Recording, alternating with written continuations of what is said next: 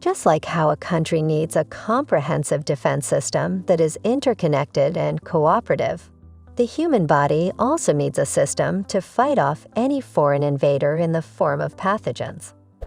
It is like puzzle pieces coming together to make up a complete picture. Different systems of the body must work together in order to maintain immunity to invading pathogens. This system of the body is known as the immune system, and the study of the immune system is known as immunology. The topics we will go through today are immunity and inflammation, which serves as fighting mechanisms against many pathogens. We will get into the details of how that happens at a later stage.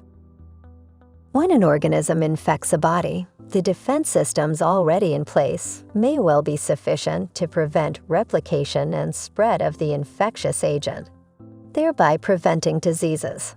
These established mechanisms are referred to as constituting the innate immune system.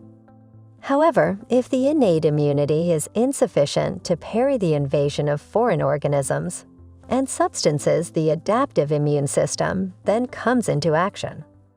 Unlike the innate system, the adaptive immune system requires time to reach its maximum efficiency. But what is the difference between the two types of immune responses?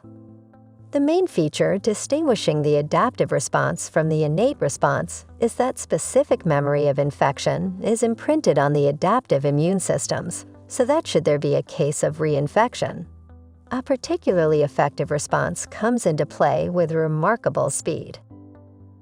Stay tuned to get a detailed look into the innate and adaptive immune systems of the human body, and the components of these two immune responses through which it executes its function.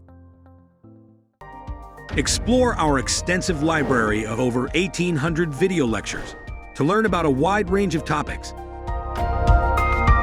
Only on sqadia.com.